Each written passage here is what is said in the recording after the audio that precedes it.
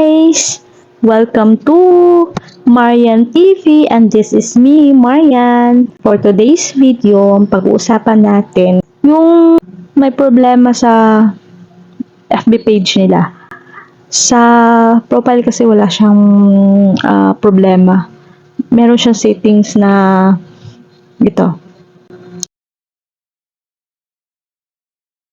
na pagpipilian. Pag meron kayong page na nahirapan kayong iset yung settings niya sa public, tapos wala siyang pagpipilian. Tapos yung nakalagay niya is parang yung star lang. Yung ganito. Yan.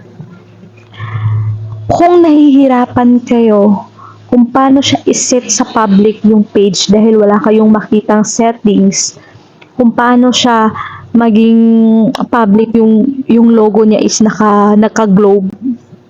Yun yung meaning na naka-public siya.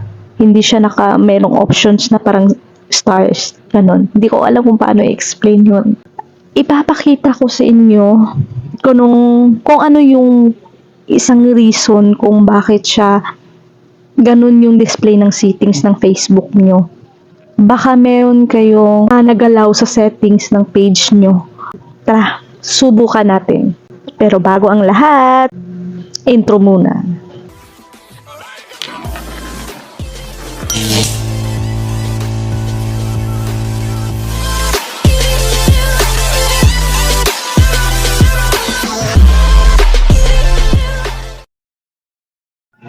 As you can see, nakikita nyo na yung naka-arrow is hindi siya naka-public. Parang optional yung settings niya. At ito naman ay naka-public. So, ipapakita ko sa inyo kung ano yung ginawa ko para ma-setting siya to public. Okay, from that settings, gawin natin siyang public yung logo niya na naka-globe. Punta tayo sa settings ng Facebook natin.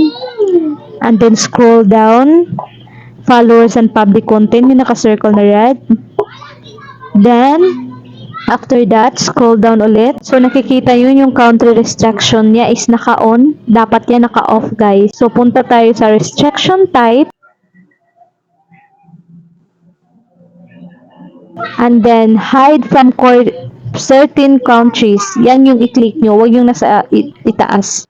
Then, back ka, punta ka sa countries. Then, may nakalagay dyan na Philippines or any countries na nakalagay dyan. Basta may X, i-click mo lang yung X para mawala yung countries na nakalagay doon. So, i-try nating i-back yung settings ng page kung magre-refresh ba siya and ma-off ba yung restriction, country restriction. So, kita nyo guys, naka-off siya. Wala na yung countries restriction na naka-on. Wala na siyang mga settings na So, ayan, tapos na. Then, back tayo sa page. Titingnan natin kung naka-public na ba na yung logo is globe. So, as you can see, iyan na. Naka-globe na yung settings ng Facebook page ko. Ayan. Hindi na yung may optional na parang stars. Ganun ba yun? So, okay. Diba? O, tingnan mo pag nasa page ka, 'di ba? Wala talaga siyang settings, guys. Wala kang pagpipilian, naka-public lang siya. Pero pag naka-on yung restriction ng page mo dun sa countries, is yun yung makikita mo. Hindi naka-globo yung display niya. So meaning hindi siya naka-public. Like dito sa Facebook profile ko, let's see kung ano yung settings niya. So as you can see, 'di ba, maraming pagpipilian, my friends except, 'di ba? Iba yung settings ng Facebook profile natin at saka Facebook page natin. So, sana naintindihan niyo yung video na ginawa ko and sana nakatulong sa inyo. Hanggang dito na lang. Huwag niyo namang kalimutang mag-subscribe and click the notification bell para sa susunod nating mga video. Thank you!